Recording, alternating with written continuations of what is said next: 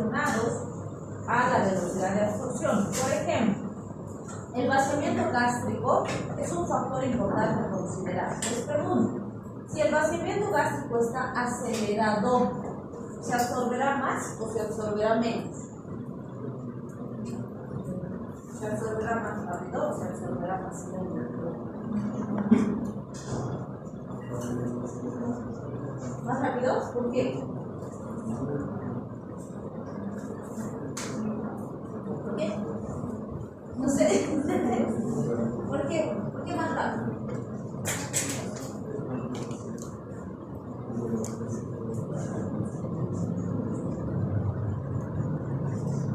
Porque para absorberse tiene que estar en el sitio de absorción, ¿no? Y si el vaciamiento gástrico está acelerado, va a pasarse más rápido hacia el intestino. Entonces se absorbe más rápido o lento.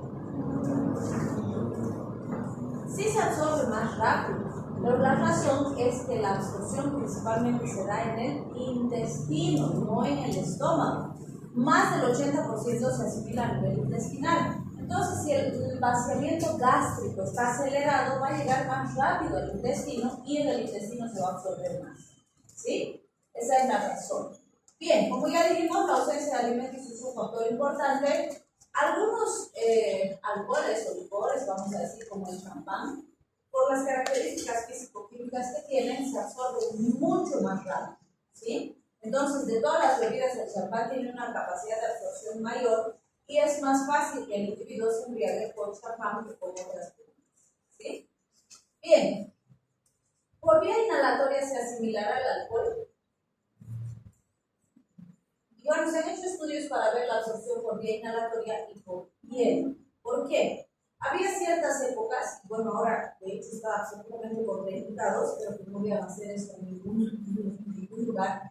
Pero había un tiempo en el que incluso nuestras enfermeritas se realizaban como procedimiento de control de temperatura, ponerle pañitos bebidos en alcohol al pacientito. Porque bueno, le ponemos pañitos húmedos, ¿no? Para que pierda calor cuando está con fiebre. Entonces le ponían alcohol y le ponían el pañito húmedo con alcohol, porque decían que el alcohol al vaporizar, entonces hacía que el cuerpito pierda temperatura, ¿sí? Controlaban por la fiebre. O le friccionaban al pacientito con alcohol para que su cuerpito pierda calor, ¿sí? Pero ¿cuál era el punto? Pues han llegado pacientes pediátricos intoxicados por esta medida. Y ahí pues había la teoría de que había un ingreso importante por piel y por eso llegaba a intoxicarse el paciente pediátrico. Sin embargo, en base a estos estudios, se ha visto, por ejemplo, en cobayitos de laboratorio, que con una exposición de 19 horas, el ingreso de alcohol por piel es apenas del 1%. ¿Sí? Vale decir, no hay un ingreso significativo por piel. La pregunta es, ¿y entonces por qué se intoxicaban esos pacientes? ¿Sí? Y la respuesta es la vía inhalatoria. ¿Sí? Porque sí, por vía inhalatoria podemos tener hasta el 62% de ingreso de alcohol por vía inhalatoria. ¿Sí? Y la prueba viviente de esto es una pacientita que era evangélica, ¿sí? Jamás consumió bebidas alcohólicas y tenía cirrosis hepática alcohólica. ¿Sí? Y pues no se explicaba diciendo jamás, o sea, súper cristiana, la señora no fumaba, no bebía, nada, ¿no? Y nunca había consumido bebidas alcohólicas. Pero cuando empezaron a revisar, resulta que la señora trabajaba en una fábrica de vidrios, producían vidrios. Justamente en el lugar donde ella procesaba los materiales y no sé qué, trabajaba todo el tiempo con alcohol. No sé para qué utilizaban y el alcohol se volatilizaba. Entonces la señora tenía una intoxicación crónica por alcohol por vía inhalatoria, con el trabajo que realizaba, porque obviamente no usaba mascarilla, no usaba guantes como correspondía para dar el ¿sí? Entonces vean, sí hay un ingreso significativo por vía inhalatoria. Bien, este gráfico es súper didáctico, vamos a decir, y súper importante. ¿En qué sentido? Nos muestra la cantidad que nuestro organismo procesa de alcohol por tiempo, podríamos decir, o en relación al grado de utilización. ¿Por qué? Nos dice, un individuo adulto estándar degrada de 7 a 10 gramos por hora, ¿sí? O decimos el 10% 10% por hora. Si es el 10% por hora, ¿en cuántas horas terminamos de eliminar el 100% del alcohol? 10% por hora, ¿cuántas horas serían? 10, ¿no es cierto? Entonces, teóricamente en 10 horas, mi organismo ha completado la eliminación de alcohol del cuerpo, ¿sí? Pero obviamente son 10 horas a partir del momento de la suspensión del consumo, ¿no? Porque no es, bueno, es que estoy bebiendo desde las 2 de la tarde, entonces ha estado ya de curar todo. No, no es así. Es desde el momento en que interrumpimos la administración, recién empezamos la regulación. Y obviamente esto es hablando en condiciones estándares, no en condiciones de toxicidad. Porque no se olviden que cuando hay intoxicación por alcohol, quiere decir que ya hemos saturado nuestros sistemas de eliminación, el sistema de Michaelis-Menten es el que va a utilizar el etanol, y por lo tanto, desde el momento en que se satura, se elimina cada vez menos, aunque produzcamos más sustancia. Y ya no es equitativa la eliminación, ¿sí? Entonces, ¿a qué correspondería eso? En un adulto estándar decimos la eliminación es de 5 a 20 miligramos por decilitro por hora. Esa es la capacidad metabólica que tiene nuestro hígado sano, ¿sí? Un alcohólico, porque los alcohólicos, no se olviden, adquieren tolerancia, porque el alcohol es una droga de abuso, por lo tanto hay tolerancia y hay dependencia. Entonces, un alcohólico puede aumentar su capacidad de depuración entre 30 a 40 miligramos por hora. Fíjense, está duplicando la capacidad de depuración, ¿sí? Obviamente, esto tiene un límite, vamos a ver más adelante ese límite. Y los niños, fíjense, paradójicamente, tienen una capacidad más alta que el adulto promedio. Su capacidad es de 28 miligramos por hora, ¿sí? Pero obviamente el daño que genera el alcohol al estar ellos en crecimiento, desarrollo, sobre todo a nivel cognitivo, cerebral, es mucho mayor que en el adulto, ¿sí? El riesgo de la toxicidad es más amplia en el paciente especial, ¿sí? Bien, entonces básicamente ese dibujito nos muestra y nos dice, tú no puedes comparar las bebidas alcohólicas o pensar que todas las bebidas alcohólicas son iguales y que uno se embriaga igual con cualquier bebida, no es así. Porque cada bebida tiene un porcentaje de alcohol diferente, eso es lo que le llamamos el grado alcohólico, ¿sí? Entonces, fíjense, nos dice una cerveza, considerando que la mayoría de las cervezas están alrededor del 5% de grado alcohólico, que obviamente no es absoluto, ¿no? Por ejemplo, las cervezas en botella que habitualmente consumimos están alrededor de 4.3, 4.5 su grado alcohólico, ¿sí? O por ejemplo, la Bock, que salió un tiempo y fue bastante popular, tiene un grado alcohólico alrededor de 7, es más alto, ¿no? Entonces sí puede variar un poquito dependiendo de la cerveza, pero la mayoría está alrededor del 5%, ¿sí? Si hablamos de los vinos, la mayoría van a estar alrededor del 12%. Tampoco quiere decir que todos están en 12%, no, sino que algunos son un poquito más, algunos un poquito menos, pero están cerca del 12%, ¿sí? Lo mismo con las bebidas destiladas, el ron, el tequila, el whisky, el gin, etcétera, que son destiladas, en general están alrededor del 40%. Algunas llegan al 50 y tantos, 60 y tantos por ciento, otras un poquito menos, depende de la bebida en particular, ¿sí? Entonces, ¿por qué hacemos esta diferenciación? Porque, fíjense, me dice, para darle tiempo suficiente a mi organismo para procesar el alcohol y no embriagarme, la velocidad y la cantidad de consumo debería ser la siguiente. Debería tomar una lata de 300 ml, que es la estándar, en 1 hora, ¿sí? En 1 hora, si quisiera no embriagarme, porque ese tiempo es suficiente para que mi organismo pueda procesar y no se acumule alcohol en mi sangre y no me embriague, ¿sí? Lo mismo por el grado alcohólico equivaldría a una copa de vino, que fíjense, no está llena, ¿no es cierto? Entonces, una copa de vino, que serían como 105 ml, estamos más o menos por la mitad, ¿no?, de cantidad, por el grado alcohólico que tiene, igual, en 1 hora, o sea, tendría que tomar una copa de vino en 1 hora, ¿sí? Y lo mismo, si hablamos de las destiladas, por el grado alcohólico que tienen, tendría que ser un shot de tequila o un vasito de whisky o un vasito de ron en 1 hora, ¿sí? Yo les digo, ¿en cuántos segundos se toma un shot de tequila? ¡Fran! Ya, no hay, ¿sí? Entonces, ¿se dan cuenta por qué se embriaga la población? Porque no le damos tiempo suficiente al organismo para procesar ese alcohol. Y todo lo que no se elimina se acumula y eso produce el grado alcohólico, ¿sí? Además, fíjense, si yo le doy a mi población, sobre todo a los jóvenes, le doy cerveza, ¡salud, seco! Toma así, ¿no? Si le doy vino, ¿cómo toma? ¡Salud, seco! Igualito. Si le doy tequila, whisky, ¡salud, seco! Igualito. Entonces no hacen diferenciación tampoco de la forma de beber, ¿no es cierto? Entonces vean, no todas las bebidas se consumen de la misma forma, porque no tienen el mismo grado alcohólico, ¿sí? Pero nuestra población no hace su malilí, no le meten el shot de tequila, de la cerveza, y hacen un montón de, ¿qué vamos a decir? Estrategias para embriagarse. Entonces, por eso es que se intoxican. Y no les digo que esté mal embriagarse, pero sí está mal llegar a intoxicarse, ¿sí? Entonces también tienen que aprender a beber si es que quieren beber, porque si no se van a estar durmiendo en las fiestas, se van a caer, se van a callar, se van a callar.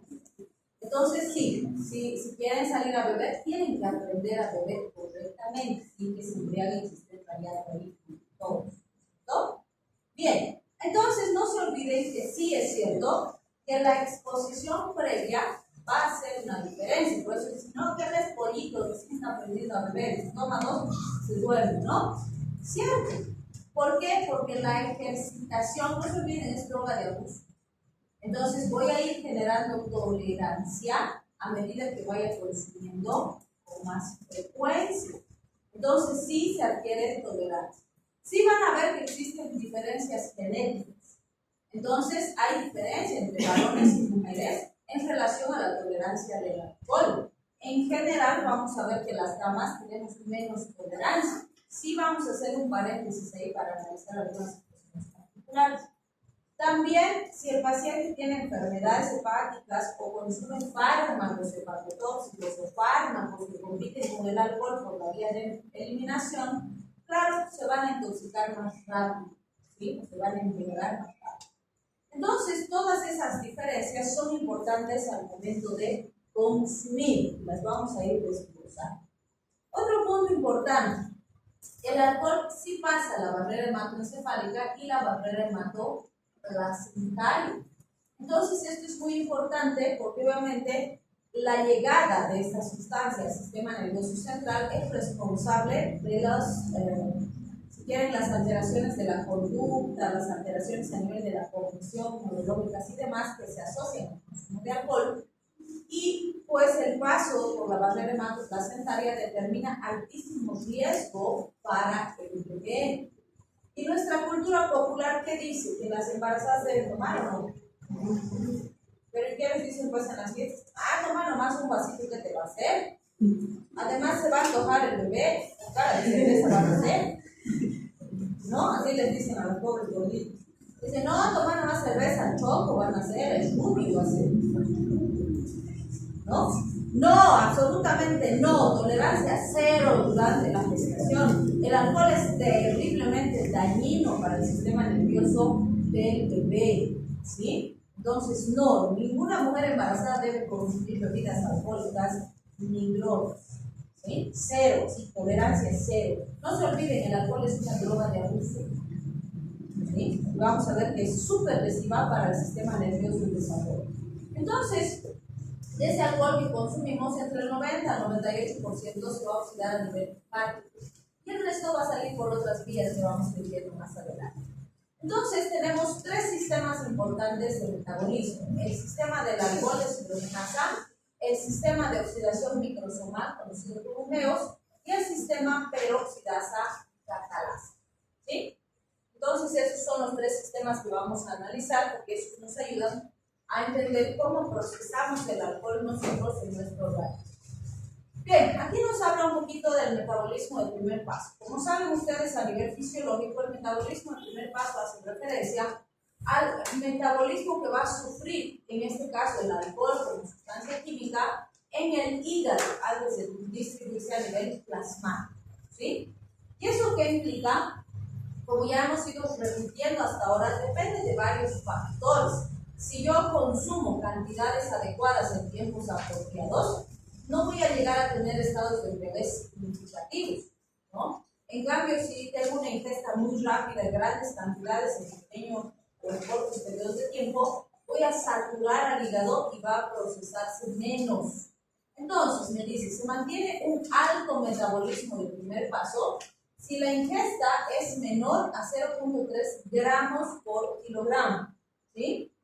Si la ingesta es lenta y si mi estómago está lleno, entonces le voy a dar tiempo suficiente a mi hígado para que vaya procesando la sustancia y el metabolismo del primer paso ocurre, ¿sí? Y eso me va a desintoxicar. Si pasa lo contrario, es decir, las dosis son mayores a 0.5 gramos por kilogramo, la ingesta es rápida y el estómago está vacío, no le voy a dar tiempo suficiente al hígado para poder procesar, se va a saturar y me voy a empezar a intoxicar, ¿sí?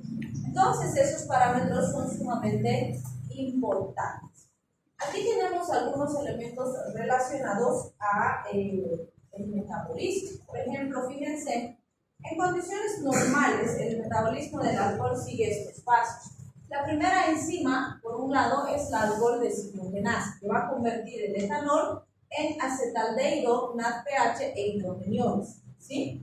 Por otro lado, si se usa el sistema MEOS, el sistema de oxidación microsomal, también se va a formar acetaldehído, pero con NADP y agua. En ambos casos, si se dan cuenta, estoy formando acetaldehído. Y este acetaldehído, por la otra enzima, que es la aldehído deshidrogenasa, se va a convertir en ácido acético. ¿Qué es el ácido acético?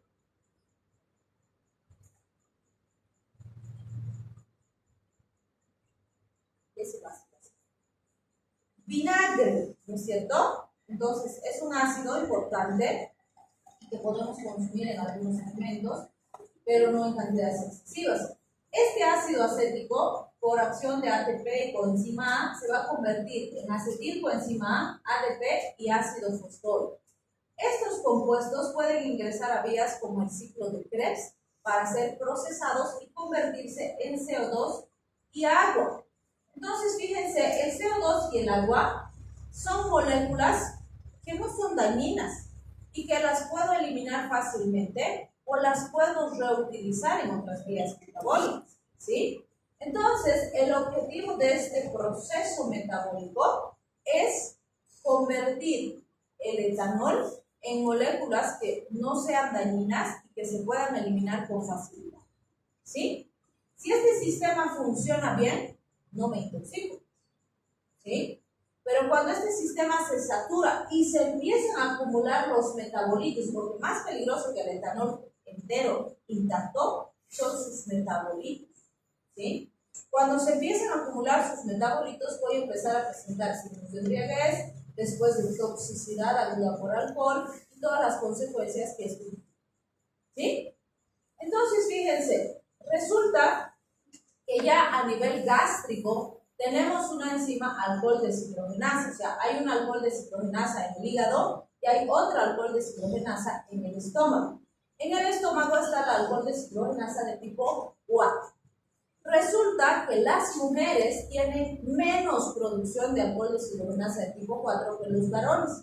Por eso les decía, genéticamente, las damas tienen más riesgo de embriagarse que los varones, se embriagan más fácil, ¿sí? Porque producen menos enzima. Pero me van a decir algunos ahí, no, escucha, mi amiga la Juanita bebe como albañil y nunca se embriaga.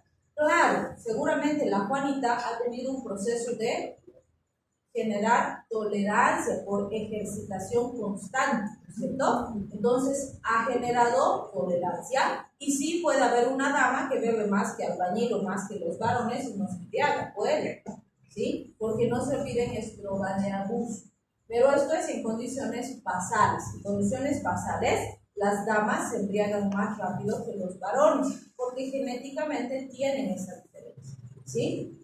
También vamos a ver que los ancianitos, sobre todo los que tienen gastritis atróficas, producen menos alcohol deshidrogenasa de tipo 4 por la gastritis atrófica y también se embriagan con más facilidad. Además, tenemos ahí a las personas que consumen ácido acetil salicílico. Por eso van a ver que a los cardiópatas en general les decimos que no deben consumir bebidas alcohólicas porque se embriagan más fácilmente porque como tratamiento de base en general consumen ácido acetil salicílico diario, ¿sí? De la misma forma, las personas que consumen antagonistas H2 por enfermedades hipersensoras, gastritis, qué sé yo, también tienen más riesgo de embriagarse con más facilidad, ¿sí? Entonces, básicamente, el porcentaje de oxidación y el porcentaje de reducción y absorción son determinantes del metabolismo de esta sustancia. El metabolismo del primer paso, la presencia de alcohol deshidrogenasa gástrica y hepática y los niveles de alcoholemia van a depender de que el hígado esté sano y de que el individuo haya o no tenido un periodo previo de sensibilización o de tolerancia. ¿Sí? Bien. ¿Quieren descansar un poquito? Sí. Va a dar en los microsomas, de ahí viene su denominación, y sabemos que los microsomas están a nivel de gas por liso, ¿cierto? Por el sistema MEOS, fíjense, se oxida más o menos el 10% del etanol, o sea, es un porcentaje mucho menor que el sistema del alcohol deshidrogenasa. También es importante considerar que este es el sistema que puede potenciar su capacidad metabólica con la exposición repetitiva. Fíjense que depende de las P450, específicamente de las CYP2E1, y se puede inducir hasta 10 veces, ¿vale? Es decir, puede aumentar su capacidad metabólica hasta 10 veces la basal, ¿sí? Esto con la exposición repetida a las bebidas alcohólicas. Esta es responsable de la interacción con otros fármacos, porque no se olviden que los fármacos normalmente utilizan las P450 y hay varios que utilizan las CYP2E1. Entonces, si compiten por esta P450, va a aumentar la toxicidad al alcohol, ¿sí? Entonces, fíjense en este cuadrito que tenemos. Aquí está la molécula del etanol, que sería nuestra molécula original. Si va por la vía del alcohol deshidrogenasa, se va a convertir en acetaldehído, ¿cierto? Pero la vía alternativa sería la CYP2E1, que sería el sistema de oxidación microsomal, que básicamente cumple la misma función. Lo que va a hacer es transformar al etanol en acetaldehído. Ambas vías están cumpliendo esa función. Este acetaldehído, como hemos dicho, va a ser procesado por la aldehído deshidrogenasa y se va a convertir en acetato, en ácido acético, como hemos visto antes. Y ese ácido acético puede ir, por ejemplo, a la formación de cuerpos cetónicos, a la formación de ácidos grasos, a la formación de distintos aminoácidos o ingresar al ciclo de Krebs y ser convertido en CO2 y agua, como hemos visto antes, ¿sí? También, si viene de acetaldehído, por ejemplo, en vez de convertirse a acetato, puede entrar a vías de oxidación, ¿sí? Y convertirse o ingresar a una vía de peroxidación lipídica y convertirse en proteínas inestables, en otros elementos que pueden aumentar el estrés oxidativo de la célula y producir daño celular, ¿sí? Entonces, dependiendo de hacia qué lado se desvía la vía metabólica, pues vamos a tener ahí nuestros sistemas. Entonces, fíjense, tenemos en este un poquito más grande, lo mismo que vamos a describir. Aquí estaría el sistema del alcohol deshidrogenasa, aquí el sistema de oxidación microsomal, y además aquí nos pone el sistema de peroxidasa catalasa, que ahorita vamos a empezar a hablar. El sistema de peroxidasa catalasa utiliza peróxido de hidrógeno y catalasa para formar acetaldehído, ¿vale? Es decir, los tres sistemas, alcohol deshidrogenasa, P450 o sistema de oxidación microsomal y sistema de peroxidasa catalasa, cumplen la función de transformar al etanol en acetaldehído. Y a partir de la formación de acetaldehído, vamos a ir formando estas otras moléculas que dependiendo de cuáles se forman será el impacto sobre la función celular. Si se forman, por ejemplo, CO2 y agua, como hemos dicho, son moléculas que fácilmente se eliminan o se usan en otras vías metabólicas. Pero si se forman, por ejemplo, cuerpos cetónicos, ácidos grasos, aminoácidos o proteínas que van a afectar y cambiar el DNA de la célula, vamos a tener efectos diferentes, ¿no? Puede haber daño oxidativo, lesión celular, muerte mitocondrial, etcétera, como vamos a ver más adelante. ¿Sí? Bien, entonces fíjense, aquí tenemos algunos elementos de variación genética en relación a la actividad de la deshidrogenasa.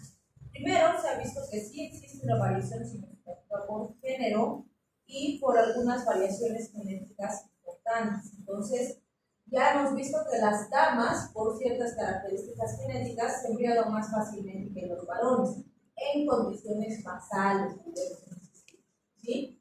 También, fíjense, resulta que se ha visto que un grupo poblacional importante tiene inactivación de la ley de deshidrogenasa de tipo 2.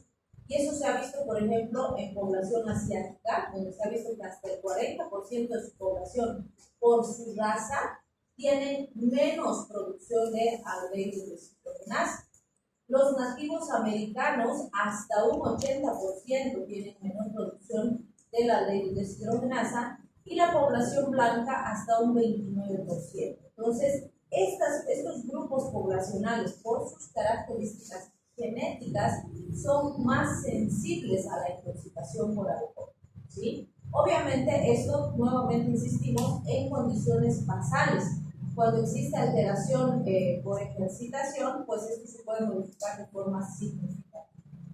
También se ha visto que hasta el 90% de la población asiática presenta un polimorfismo en la ADH, que se le ha conocido como ADH 2.2, ¿sí? ¿Qué implica eso? Que tienen un aumento de su producción de acetaldehído, es decir, que hay más acetaldehído de lo habitual, y esto se va a caracterizar, por ejemplo, a que estos pacientes empiezan a consumir bebidas alcohólicas y rápidamente se ponen colorados, les aparecen así más chapas, como decimos, ¿no? Champosos, se ponen bien rojitos por la acumulación de estos metabolitos, y obviamente a esto le denominamos efecto disulfiram porque se acompaña con la aparición rápida de los efectos de intoxicación por alcohol, ¿sí? Entonces aparecen de forma bastante rápida. Bien, aquí está el sistema peroxidasa catalasa, que fíjense, como ya mencionamos antes, va a utilizar al peróxido de hidrógeno como donador o aceptador de hidrogeniones. En humanos, este sistema peroxidasa catalasa es el menos activo, podríamos decir, o sea, comparándolo con el sistema de oxidación microsomal, con el sistema de ADH, este básicamente es insignificante a nivel porcentual, ¿sí? Vamos a tenerlo pues en sangre, en médula ósea, en hígado y en riñones. Tenemos enzimas alcohol deshidrogenasas inespecíficas. Esto es bien importante porque es independiente de concentración y tiene una velocidad constante, vale decir, tiene cinética de orden cero. ¿Se acuerdan del fármaco que significaba que tenga cinética de orden cero?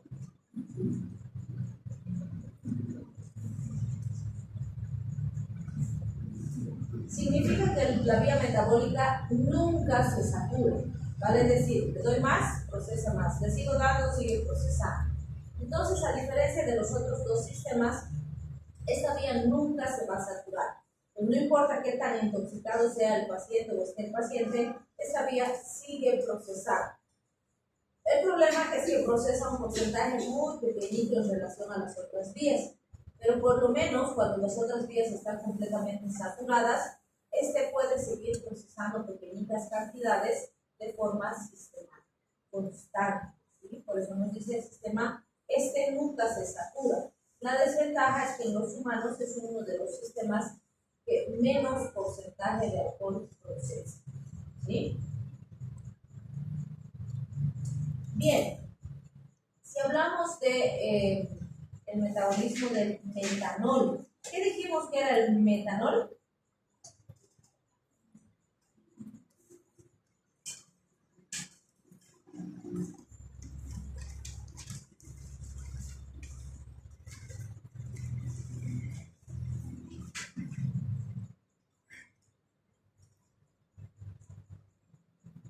¿Qué dice? Que no se puede consumir, no es de consumo. Es otro tipo de alcohol, ¿no es cierto? Pero este está diseñado para el consumo. No deberíamos consumir, pero como hemos visto al principio, es muy importante considerar que sí hay consumo, que sí se usa mucho en la adulteración de bebidas y que en general tenemos un porcentaje de población importante que consume metanol, ¿sí? Sobre todo en la adulteración de tragos y consumos. Entonces, fíjense, el metanol básicamente utiliza las mismas enzimas que el etanol. Acá tenemos al alcohol desclorogenasa, ¿cierto? Y acá al aldehído desclorogenasa. Pero produce obviamente moléculas diferentes. Entonces, cuando el metanol se procesa por el alcohol desclorogenasa, se va a convertir en formaldehído, ¿sí? Y este formaldehído, por acción del aldehído deshidrogenasa, se va a convertir en ácido fórmico. Este ácido fórmico es la molécula que inhibe a la citocromoxilasa, disminuye las concentraciones de ATP y genera acidosis láctica con daño celular y necrosis celular y efectos lesivos graves en el paciente.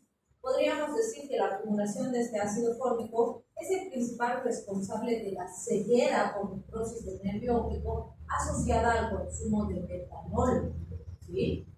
Entonces, una vez que este ácido fórmico se procese, fíjense, se va a convertir a formato y por acción de tetrahidrofolato, ¿sí? Se va a convertir en CO2 y agua. Pues fíjense aquí qué importante es para el procesamiento del ácido fórmico el tetrahidrofolato. ¿Qué era el tetrahidrofolato?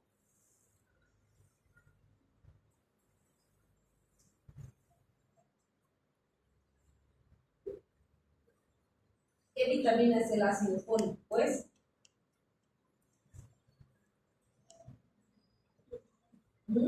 ya se han olvidado.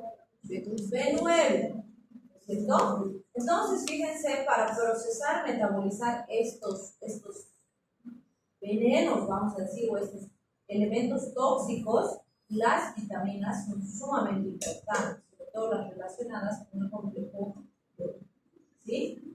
Bien, les pregunto aquí, esta sustancia, que de hecho es la sustancia más dañina, más lesiva del metanol, el ácido fórmico, ¿qué es? ¿Dónde encontramos habitualmente ácido fórmico?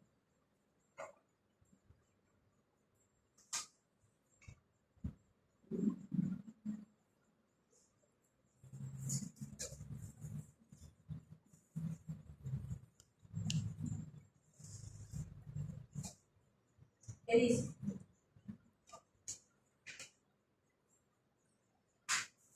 ¿Qué sería el ácido fórmico? ¿No hay brasileros? ¿Cómo se dice hormiga en portugués?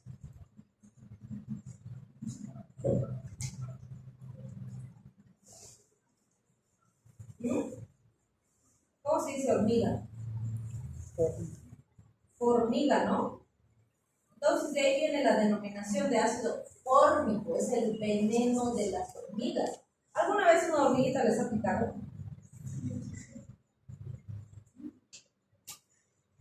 ¿O no? ¿Nunca?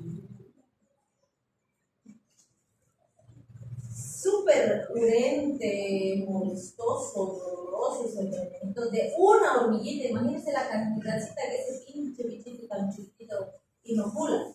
Entonces, imagínense grandes cantidades de ácido fórmico en su organismo. Por eso es que es tan peligroso y tan agresivo, ¿sí?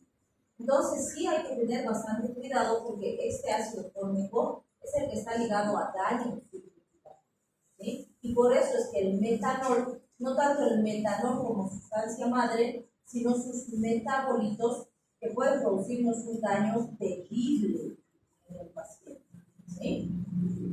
Bien, entonces, fíjense, aquí tenemos el metabolismo del etilenglicol, el otro alcohol que hemos mencionado, que además no debería consumirse de ninguna manera porque se ha diseñado para los anticongelantes o como anticongelante más bien del sistema de radiador, de circulación del radiador y demás, pero que no debería consumirse, es un veneno terrible, ¿sí?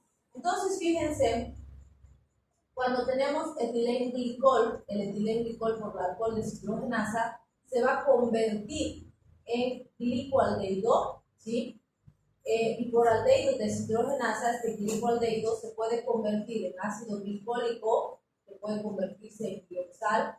Ese glioxal se va a convertir en ácido glioxílico y el ácido glioxílico puede convertirse en ácido alfa hidroxibetacetoadipato, en ácido oxálico, en glicina, que se va a convertir en ácido hipúrico. De todos estos productos finales del etilenglicol, el más tóxico es el ácido oxálico, ¿sí? Entonces, nos conviene, por decirlo así, desviar las vías metabólicas hacia la conversión del ácido alfa hidroxibetacetoadipato o glicina. ¿Y cómo conseguimos eso? La piridoxina y el magnesio facilitan la conversión en glicina y la tiamina facilita la conversión en el ácido alfa hidroxibetacetoadipato. Entonces, fíjense otra vez aquí, tiamina, ¿qué vitamina es?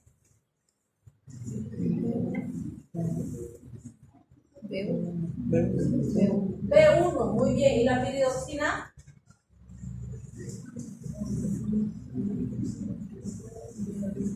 B6, ¿sí?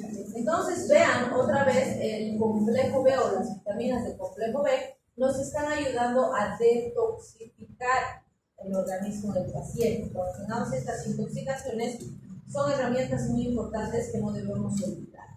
De todos estos productos, fíjense, el glioxal es el que está relacionado a la acidosis metabólica severa que se puede producir en el paciente y que puede traer las consecuencias sobre todo para el riñón. El etilenglicol es potencialmente lesivo y tóxico con el riñón, ¿sí? Entonces no se olviden, el metanol afecta principalmente el nervio óptico y el etilenglicol afecta principalmente al riñón, ¿sí? Bien, ahora si hablamos de la eliminación del alcohol, estas sustancias se van a eliminar, como hemos dicho, un porcentaje más alto, entre el 80 al 90%, por vía hepática. Pero resulta que entre el 2 al 10% puede eliminarse por estas otras vías, por ejemplo, pulmones, orina, sudor, saliva, heces e incluso la leche materna. Por eso es que tampoco se recomienda que una madre que está dando de lactar consuma bebidas alcohólicas, ¿sí? O cuando consume bebidas alcohólicas no debe darle de lactar al bebecito porque sí le pasa alcohol por la leche, ¿sí? Entonces, muy importante. Evidentemente, entre el 2 al 10% se va a eliminar por estas vías y eso, por ejemplo, nos podemos acordar fácilmente con el famoso tufo alcohólico, ¿sí? ¿Qué es el tufo alcohólico? Bueno, le dicen a un paciente que ha consumido alcohol, pues estás con un tufo de aquellos bebidos.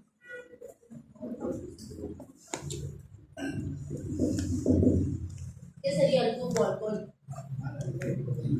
¿Mal aliento? Bueno, diríamos aliento alcohólico, ¿no? Que está relacionado justamente con la eliminación de algún porcentaje de alcohol por vía oral, ¿no es cierto? Por vía aérea.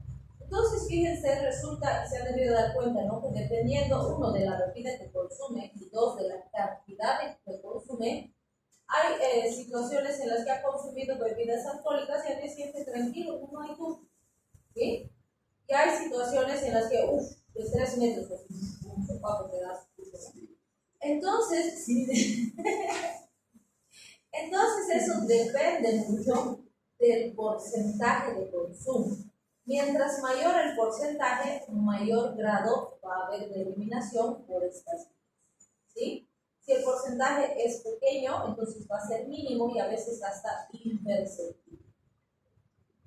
Bien, si hablamos de los mecanismos de toxicidad y daño celular, estos estarían relacionados a la producción del acetaldehído, la generación de especies reactivas de oxígeno, vale decir, de radicales libres, la peroxidación lipídica que hemos mencionado y la aparición de citoquinas inflamatorias, es decir, sí hay liberación de mediadores inflamatorios por el consumo de alcohol. Entonces, todo esto va a ir a producir daño celular, se va a manifestar macroscópicamente en el paciente con alteraciones evidentes. Entonces, rápidamente vamos a ir viendo esas afecciones. Por ejemplo, a nivel del sistema nervioso central, decimos el alcohol tiene un efecto de sedación y eliminación de la ansiedad. ¿Qué opinan al respecto? ¿Producirá sedación y eliminación de la ansiedad? ¿Será sedativo el alcohol? Sí. ¿Sí? Sí, evidentemente, o sea, al principio es muy probable que sienta el paciente una desinhibición, ¿no? Se pone más bien más hiperactivo, más charlador, más, no sé, más extrovertido y demás. Pero ese no es el efecto propio del alcohol, ¿sí? Porque el alcohol es una sustancia, vamos a decir, depresora, no es estimulante. Pero lo que ocurre es que en la primera fase del efecto que se va a producir, lo que hace es bloquear los centros de la conducta, ¿sí? Inhibe los centros de la conducta. Y los centros de la conducta son los que regulan la conducta, valga la redundancia, del individuo. Y están muy influenciados por la forma de crianza del individuo como tal. Hay personas, por ejemplo, que así, estando sanos, vamos a decir, son más extrovertidos, otros son más callados, otros son más reilones, otros son más vergones. Varía entre persona y persona, ¿sí? De la misma forma, cuando se inhiben los centros de la conducta, también la conducta va a variar mucho de persona a persona. Hay personas que, no sé, van a empezar a hablar a gritos y a hablar súper fuerte y a ser súper extrovertidos y reír un montón. Hay personas que se van a poner a llorar. Hay personas que se van a querer pelear con todos, que le han mirado feo y que no sé qué. Entonces, varía entre persona y persona. Pero esa primera fase de excitación está ligada a la inhibición de los centros de la conducta, ¿sí? Y no es el efecto propio del alcohol. Cuando el alcohol recién instaura su efecto, es sedativo, como las benzodiazepinas, ¿sí? Entonces, lo que va a hacer es generar somnolencia y un estado de depresión en el paciente. En esa fase es en la que el paciente está de sueño y se duerme en la mesa, o está dormido en la silla, etc. ¿Sí? ¿Quieren descansar otro poquito?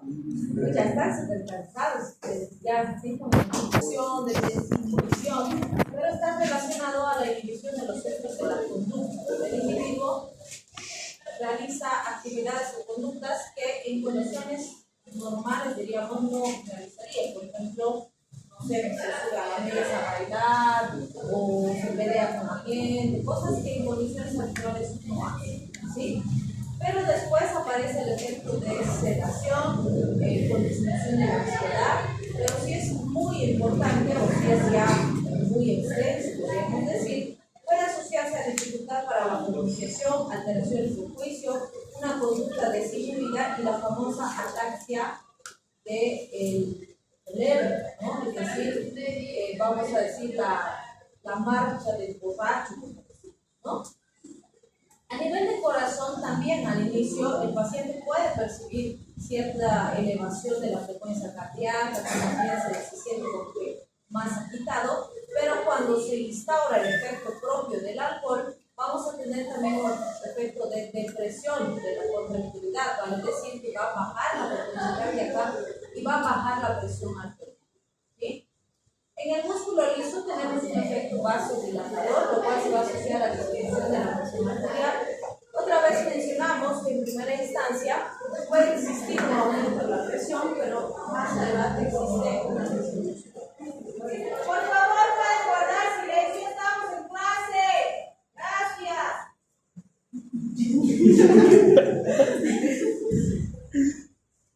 Mucho gritan, ¿no? Así que se sientan para algo. Entonces, fíjense, decíamos que hay un efecto vasodilatador, ¿sí? ¿Eso qué va a hacer? Que la presión arterial disminuya. Entonces, sí puede ser que al principio, igual que con nosotros, el paciente sienta que sube un poco la presión arterial. Pero cuando se instaura el efecto propio del etanol, hay una disminución de la presión arterial y también de la temperatura corporal. ¿Y eso por qué es importante? Se han debido dar cuenta, por ejemplo, que en muchos casos cuando el individuo sale a beber con sus amigos y demás, se resfría al día siguiente o a los días próximos. ¿Por qué? Porque al inicio, cuando ha empezado a consumir las bebidas alcohólicas, siente un aumento de temperatura y está haciendo calor y se desabriga, ¿no? Y luego de su afán de estar bebiendo y demás, pasa el efecto, ingresa el efecto del alcohol y baja la temperatura corporal. Pero ahí como ya está pues con un grado de embriaguez y demás, no se abriga. Entonces sí, le pasa el frío, aprovechan las bacterias y se resfría, ¿sí? O los virus. Bien, también tenemos este efecto que es bien interesante. Obviamente no lo vamos a aplicar ahora, pero sí tiene algún antecedente importante en la historia, que es la relajación del útero. Entonces, resulta que el consumo de alcohol va a relajar la musculatura uterina. Existen los antecedentes históricos en ciertas épocas cuando no teníamos fármacos topolíticos para las amenazas de parto. Se utilizaba alcohol, es decir, si había una mamá que estaba embarazada y que estaba por nacer antes de tiempo el bebé, entonces le hacían tomar alcohol para que el útero se relaje. ¿Sí? Obviamente, las consecuencias de toxicidad y de daño que genera el alcohol como producto de la gestación actualmente determinan que jamás de ninguna manera vamos a pretender hacer algo así, ¿no es cierto? Entonces, sí existe el antecedente histórico, como les digo, pero no es una medida que actualmente esté avalada, o sea, apropiada, si quieren, en ninguna circunstancia. Bien, si hablamos del daño tisular relacionado con el consumo de bebidas alcohólicas, vamos a ver que existe un deterioro y un daño significativo a nivel de los tejidos. Hablamos de un alto estrés oxidativo asociado al alcohol. Y por eso pues les pongo este grafiquito. Fíjense que es un tomate sanito y que con los días por el estrés oxidativo se va degradando, se va destruyendo la célula en lo que llamamos el proceso de putrefacción, ¿sí? Eso es lo que ocurre con las células con el consumo crónico de alcohol, ¿sí? Entonces, ¿qué le va a pasar a la célula? Vamos a tener ese aumento de la tensión oxidativa, se van a formar más radicales libres y eso va a empezar a lesionar y a deteriorar el funcionamiento celular. Se va a agotar el glutatión. ¿Para qué servía el glutatión? ¿Se acuerdan?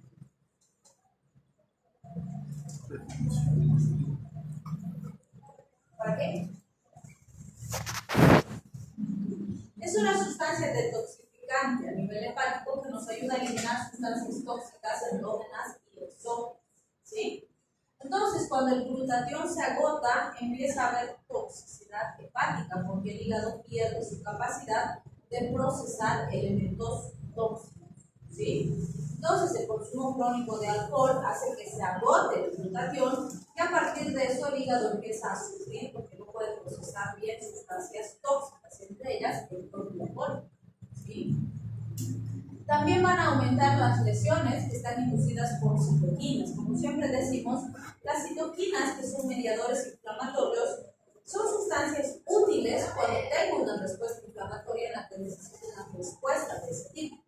Pero en situaciones en las que no necesito citoquinas, si hay una inflamación persistente, se va a asociar a daño celular, ¿sí? Entonces resulta que el consumo crónico de alcohol se asocia a una persistencia de citoquinas en el organismo del paciente que se asocian a lesión y muerte celular, ¿sí?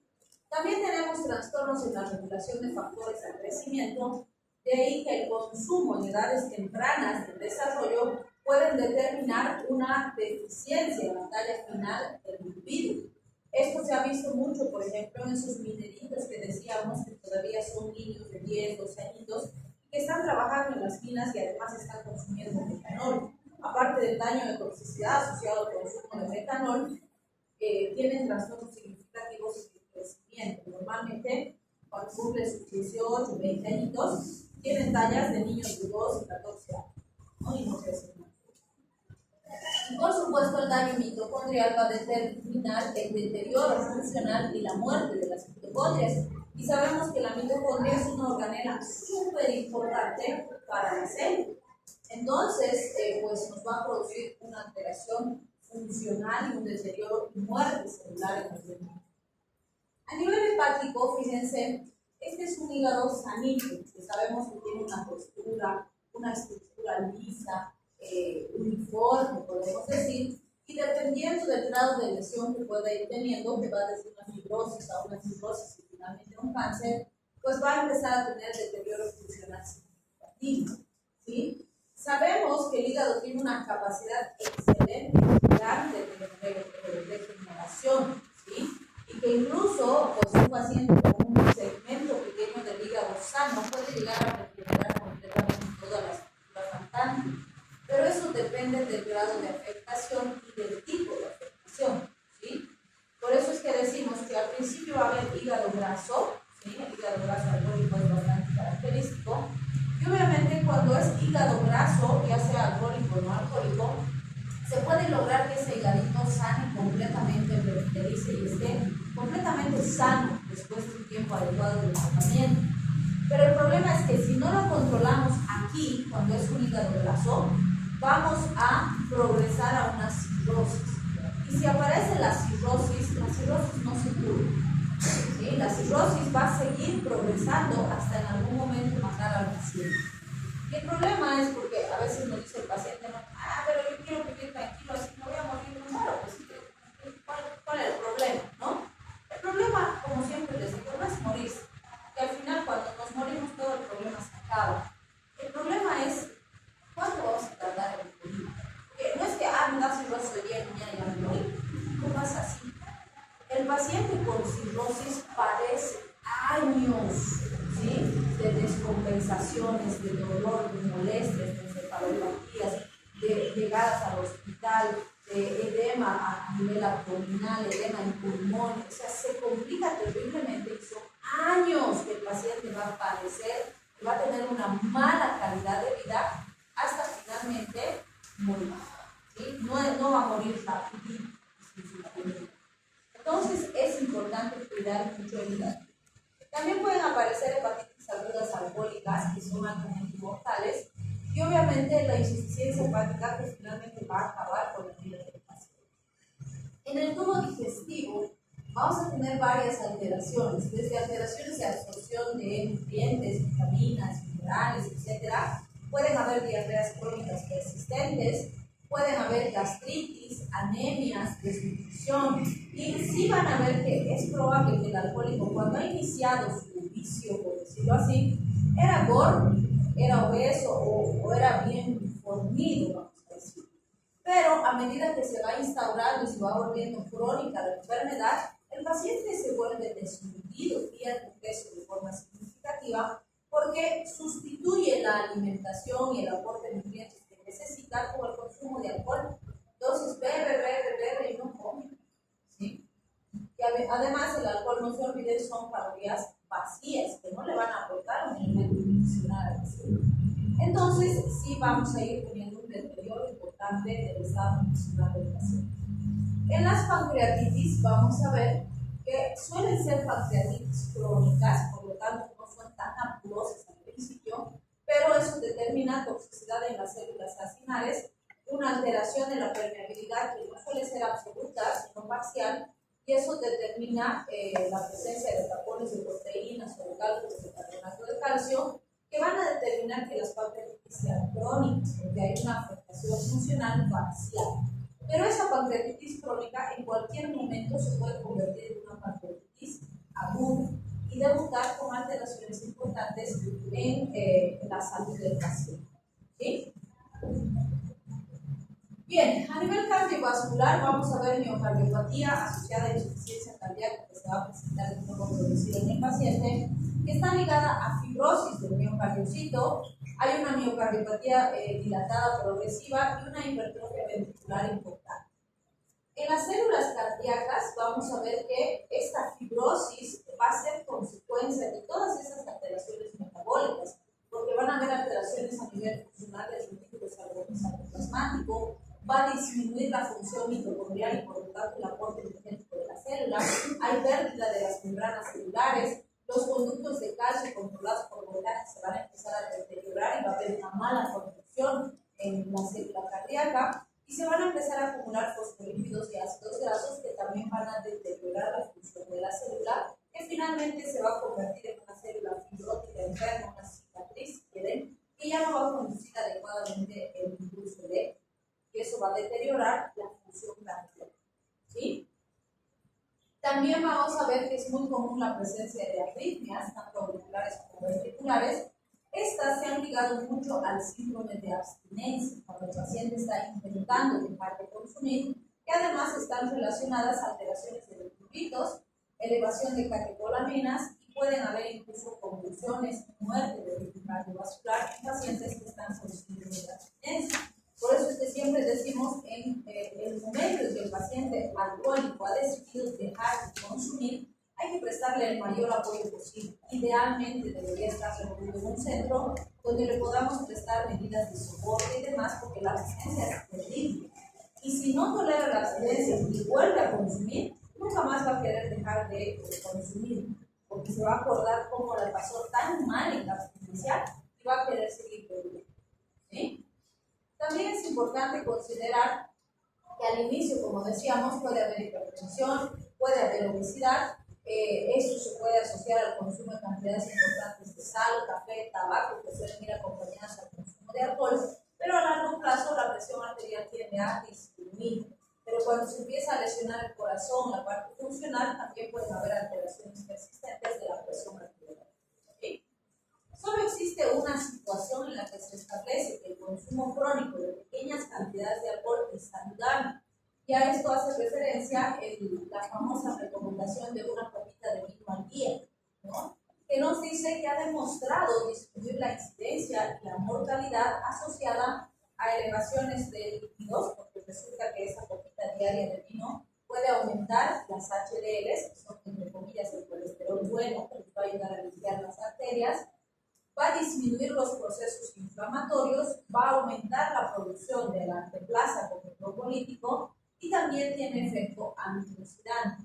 Obviamente, de ninguna manera nosotros le vamos a recomendar al paciente que consuma vino todos los días, ¿sí? Existe la evidencia, pero hay que ser muy criteriosos, muy selectivos con el paciente que puede asumir una medida de estas o no, porque además también existen antecedentes que no se ha cuantificado la cantidad para producir el daño, que han visto que el potencial de producir cirrosis del vino es mucho más alto que el de la cerveza, ¿no?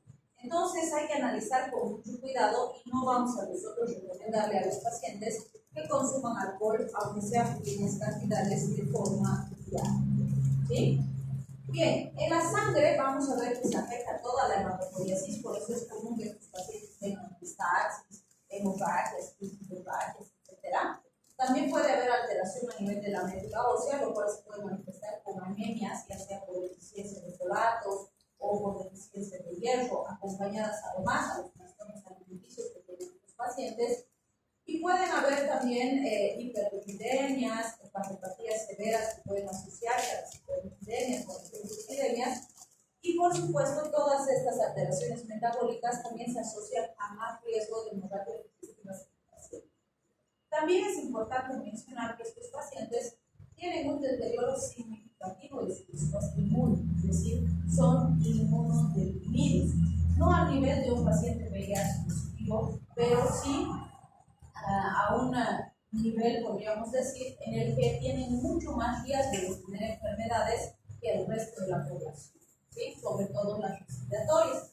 Entonces, fíjense, a nivel pulmonar se ha visto una supresión de la acción de los macrófagos alveolares, una disminución de la actividad de granulocitos y disminución de la acción de células T.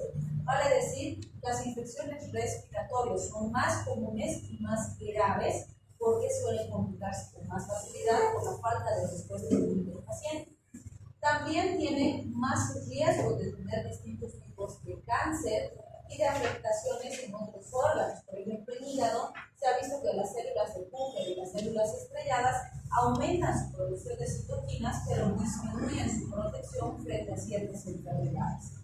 En páncreas, en otras localizaciones, también se ha visto una alteración de la respuesta de forma significativa y comparando estadísticas, la incidencia de cáncer oral, faríngeo, esofágico, hepático y de mama es mucho más alta en pacientes alcohólicos que en el resto de la población.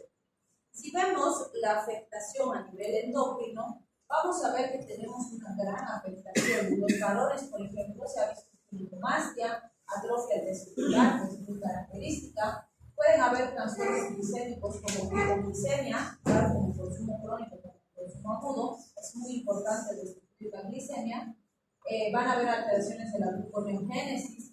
También es común la cetosis en estos pacientes, considerando que esto puede producir daño significativo a nivel celular y también asociarse al exceso de factores nicolínicos. Este, por ejemplo, es un paciente con ascitis, ¿no? Fíjense, de este abdomen se puede llegar a drenar de 5 a 10 litros de líquido que están en el compartimento peritoneal y que no deberían estar ahí. De la misma forma tenemos derrames pleurales terribles, acumulación de líquido a nivel pulmonar terrible, con deterioro de la capacidad funcional del paciente. Normalmente esto hay que drenar, sacar el líquido para que se estabilice, pero pueden repetirse los cuadros a medida que va progresando la enfermedad. También puede haber hiperaldosteronismo secundario con actividad muscular, que se va a complicar más cuando asociamos con diuréticos. Y en este tipo de pacientes es muy probable que necesitemos usar diuréticos para su manejo actual. En relación a los electrolitos, vamos a ver que puede haber deficiencia, cambios compartimentales, lo que se va a asociar a edema, ascitis, derrames pleurales y por supuesto las alteraciones de potasio pueden exacerbarse con el uso de diuréticos. Si hablamos de la neurotoxicidad, evidentemente va a existir un déficit neurológico con el consumo de alcohol, ¿sí? Vale decir, sí va a haber una afectación de la cognición del paciente. Y de verdad van a ver cuando noten en los hospitales psiquiátricos, por ejemplo, es triste que un pacientito de la edad de ustedes o un poquito más no pueda contar de 2 en 2 hasta más de 3 días, ¿sí? Si ahorita yo les digo, a ver, contaremos de 2 en 2, me van a decir 2, 4, 6, 8, 10. Estos pacientitos van así, llegan con 10. ¿Cuánto es?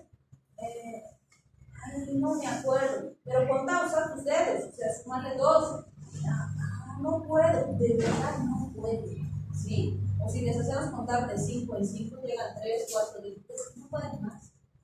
O sea, el deterioro a nivel cognitivo es tan significativo que ese cerebrito después no funciona para cognición completa. Harán algo, no sé, más técnico, algo que sea más mecánico, pero cosas que requieran cognición no tienen la capacidad de hacerlo. Se pierde esa capacidad y no se tiene, ¿sí?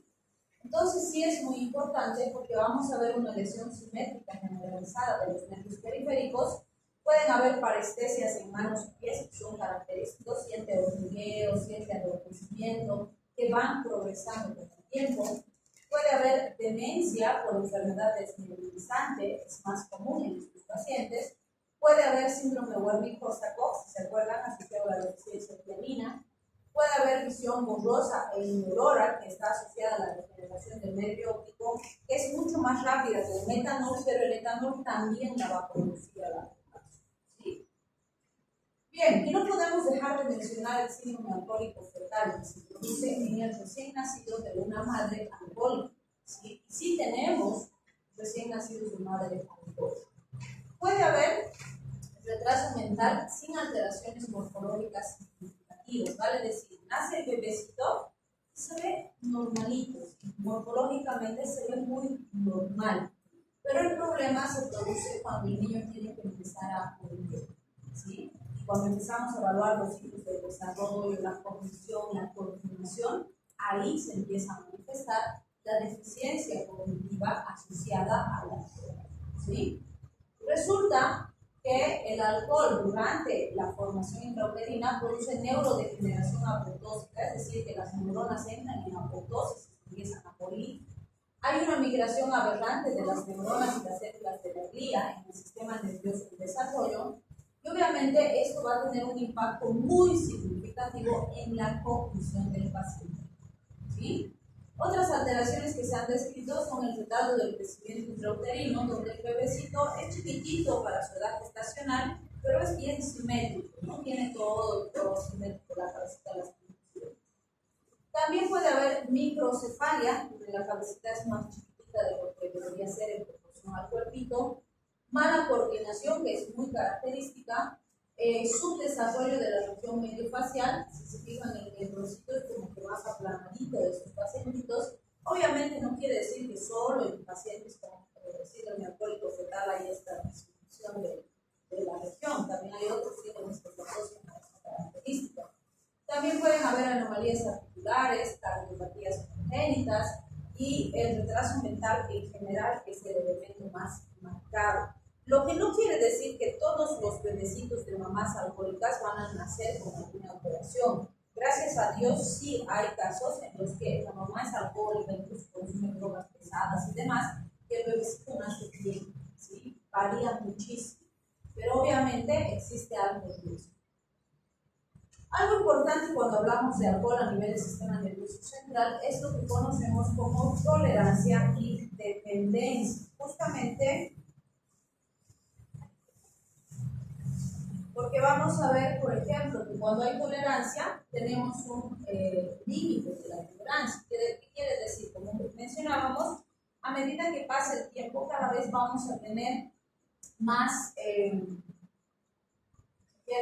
mayor resistencia, hemos dicho, del paciente al consumo.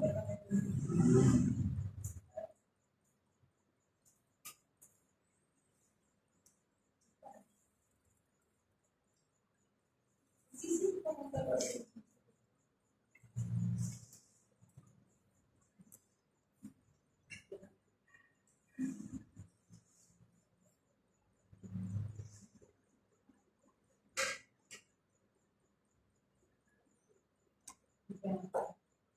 Si fuera sábado, sería cuando viernes para mí es difícil. El sábado sería fabuloso.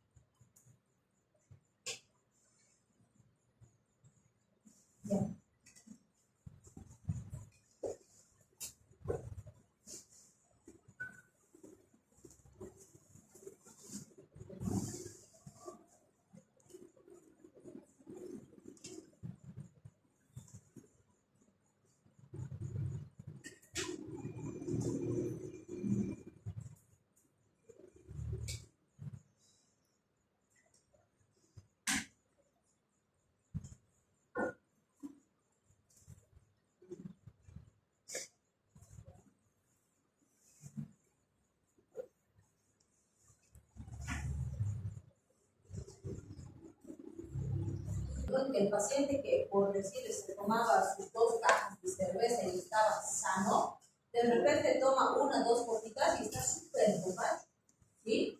¿Qué quiere decir eso? Que ha perdido su límite, ¿no? O ha llegado a su límite de tolerancia. Y van a escuchar que dicen, no, pucha, ¿qué le ha pasado a Juanito? Pues antes bebía como si nadie estaba como si nada, ahora se embriaga súper rápido. No sé qué le está pasando, ¿no? ¿Qué implica ese límite de la tolerancia? Que ya se está produciendo daño orgánico, ¿sí? Es una señal de alerta que nos dice que el hígado ya está empezando a trabajar de forma deficiente, ya se está lesionando. Y si en ese momento no corregimos y cambiamos la situación, seguro que podemos llegar a una cirrosis y a las complicaciones más graves de la enfermedad, ¿sí? El otro punto importante es justamente la dependencia. Porque con la dependencia vamos a ver que existe un daño, si quieren, a nivel, porque la dependencia además con el alcohol puede ser física y psicológica. Si se acuerdan cuando vimos un poquito en generalidades la adicción y demás, y definimos droga, dijimos que cuando hay dependencia el paciente pierde la capacidad de dejar de consumir la sustancia, se vuelve un adicto, ¿sí? Entonces, cuando hablamos de la dependencia psicológica, en primera instancia está asociada al deseo compulsivo de experimentar la sensación gratificante de la sustancia. O sea, el paciente quiere volver a consumir porque se ha sentido bien, la pasó bien, se ha relajado, qué sé yo. Entonces, esos efectos benéficos que ha sentido los quiere volver a experimentar y eso hace que quiera seguir consumiendo, ¿sí? Pero cuando el paciente ya ha intentado, o sea, se ha dado cuenta que ya es un problema importante, ya ha intentado dejar de beber y ha tenido un síndrome de abstinencia, cuando tiene síndrome de abstinencia el paciente se pone diaforético, se pone ansioso, le tiemblan las manos, se agita, le duele el pecho, tiene dificultad para respirar, puede alucinar, ver cosas, ahí que ven los famosos elefantes rosados y las cosas así que se describen en la literatura. Entonces el paciente se pone súper mal, que le dan calambres, siente que se va a morir, siente que va a tener un infarto, hemos dicho que va a haber arritmias cardíacas. Entonces, si en esa etapa no lo hemos apoyado al paciente, ¿qué ha pasado? Ha vuelto a consumir y todo desaparece mágicamente. Entonces, cuando vuelva a querer dejar de consumir, se va a acordar y va a decir, pucha, no me he puesto así, casi me muero, me sentía mal, estaba vomitando. Ah, no, yo sigo bien. Entonces, en esta segunda fase, la razón que genera la dependencia es el deseo de evitar esos efectos negativos que ha experimentado en el momento de la abstinencia. Y esto es mucho más pesado porque eso hace que el paciente sea reacio y no quiera, volver a intentar o a pasar otra vez ese efecto, ese daño, esa ansiedad que hace. ¿Sí? Y cuando hablamos de la dependencia física, pues está muy ligada al síndrome de abstinencia porque todo el cuerpo del paciente se va a descomponer cuando deja de consumir. La mayoría de los psiquiatras coinciden en que el alcoholismo no se cura. Dicen, sí, algunos dejan de beber, pero la mayoría recaen en alguno. Y si recaen, es mucho más difícil que vuelva a salir. ¿Sí? Lo cual no significa que sea absoluto. O sea, han habido situaciones en las que sabemos que, por ejemplo, la familia les ha dado un ultimátum y les ha dicho, ok, o dejas de beber o tienes que comer. Y de verdad el paciente así, pero nunca más ha probado una gota de alcohol, ¿no? Pero tiene que tener realmente una fuerza de voluntad alta. Pero en muchos casos pasa que pierden familia, pierden trabajo, pierden todo, ¿no? Y están así como vemos en los semáforos, limpiando vidrios, y se van a morir en algún momento por ahí, porque les cuchillan o por algún otro drogadicto. O sea, es triste la situación. Y hay personas que tenían todas las oportunidades, tenían la economía, tenían la estabilidad para salir adelante y ser brillantes, y acaban ahí con esa situación, ¿no? Entonces, sí son situaciones importantes que hay que diagnosticar a tiempo, diríamos, para prestar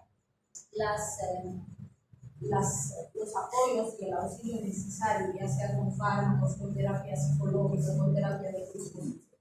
¿Sí?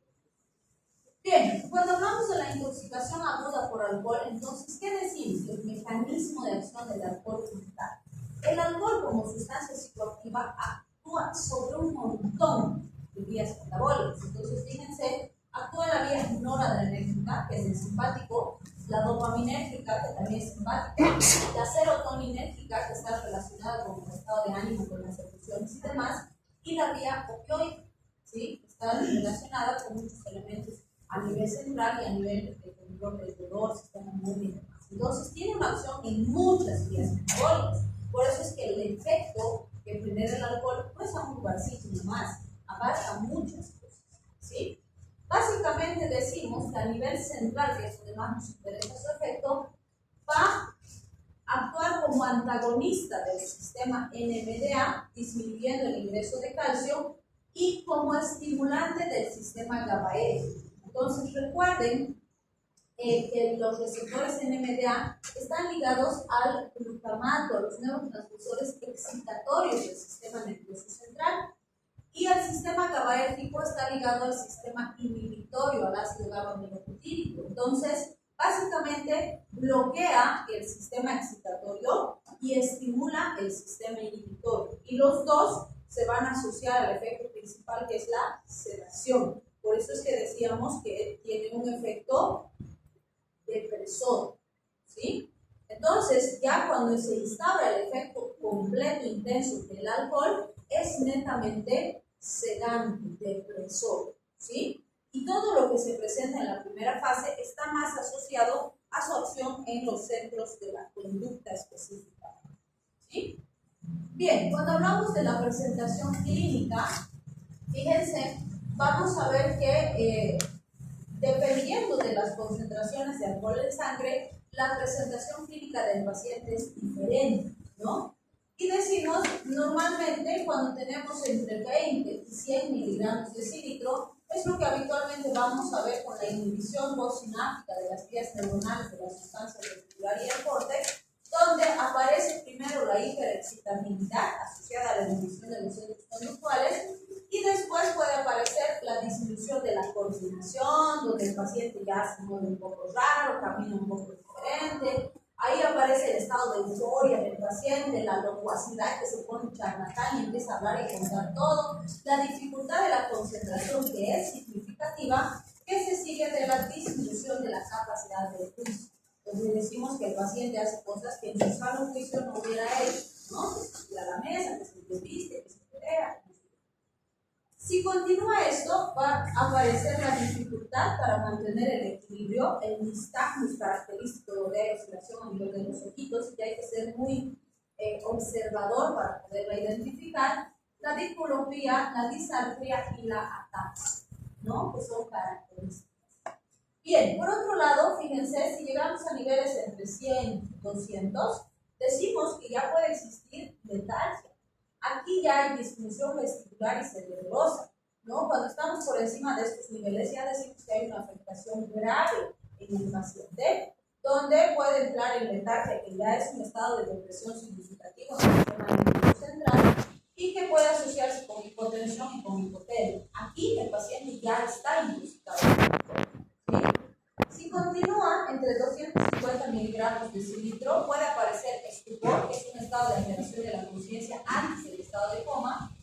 Puede haber obnubilación, que hay una depresión mayor, el lenguaje incoherente y los vómitos incoercibles en el paciente. Si llega a 300 miligramos de cilitro, el paciente ya puede entrar en un coma etílico, ¿sí? Y ese estado de coma, obviamente, ya representa riesgo o necesidad de hospitalización en el paciente. Y fíjense, si llega a 400 o más de 500, puede llegar a tener una depresión respiratoria, una parálisis respiratoria y la muerte. Es decir, el paciente sí se puede morir por una intoxicación aguda por alcohol, ¿sí? Obviamente, estos niveles son para un individuo sin tolerancia, en condiciones basales, como hemos dicho. Porque sí vamos a encontrar individuos que no sé, están con 300, 400 y todavía están hablando, caminando y demás, cuando su capacidad o su tolerancia es realmente alta, ¿no? O esos que vemos en los videos que se toman una botella entera de tequila y siguen respirando, esos. Entonces sí puede pasar ese tipo de situaciones. Bien, este grafiquito es muy útil porque nos compara lo que vamos a observar en una... si quieren, en una intoxicación por etanol, metanol y etilenglicol, nos compara los tres tipos de alcoholes que vamos a evidenciar. Entonces, por ejemplo, fíjense, cuando hablamos de la depresión respiratoria, está presente el todito, ¿sí? Puede haber depresión respiratoria. Las convulsiones también, los tres pueden producir. El olor al alcohol es importante porque es característico del etanol. En cambio, con metanol y con etilenglicol no hay el olor característico del alcohol. Y por eso es que cuando se los mezcla con etanol, no se percibe, ¿sí? Se queda a nivel olfativo. La acidosis es principalmente importante con metanol y etilenglicol. Recuerden que hemos hablado del ácido fórmico y de los productos o los metabolitos del etilenglicol que van a producir acidosis severas. En cambio, con etanol suele haber acidosis respiratoria, pero leve, no significativa, ¿sí? La cristaluria está principalmente presente en la intoxicación por etilenglicol. Recuerden que dijimos etilenglicol, su órgano de preferencia es el riñón. Entonces, la afectación de la función renal es potencialmente grave con etilenglicol. En cambio, con etanol y metanol no se ve. El comienzo de los síntomas, y esto es bien importante, con el etanol más o menos a los 30 minutos. Con metanol entre 12 a 48 horas, es decir, el efecto es tardío. Entonces puede ser que les haya llegado un paciente intoxicado con alcohol, lo han estabilizado, estaba mejor, y cuando le han dado de alta o cuando ya se tiene que ir de alta se pone peor. Sospechan que puede haber metanol ahí, ¿sí? O ha consumido bebidas contaminadas o adulteradas. En el caso del etilenglicol, fíjense, puede ser desde 30 minutos hasta 12 horas, entonces también se puede retrasar el efecto. Y obviamente si es como un intento de homicidio o un hecho criminal, hay que estar pendientes porque pueden aparecer complicaciones de forma tardía. Y este es el dato, diría yo, de los más importantes. Porque fíjense, para intoxicarse con etanol, hemos dicho, necesitamos llegar a una concentración en sangre entre 350 y 500. ¿Sí? O sea, son dosis significativas. Pero fíjense, para intoxicar al paciente con metanol, apenas llega a 80 y a este nivel de toxicidad significativa. ¿Sí? Y con el etilenglicol, 200. Sí es un poquito más, pero aún así es mucho menos que eso. Por eso es que estos alcoholes son altamente peligrosos, porque con dosis más bajitas puedo llegar a nivel de daño muy significativo. ¿Sí? Si hablamos del tratamiento de antídoto, entre comillas decimos que el etanol no tiene antídoto. La mayoría de las intoxicaciones por etanol no le damos antídoto, no es que no existe. Pero cuando tengo intoxicación por metanol y etilenglicol, al ser alcoholes altamente peligrosos, el antídoto más usado es el etanol. Así raro como suena. El antídoto para la intoxicación por metanol y etilenglicol es el etanol. ¿Sí?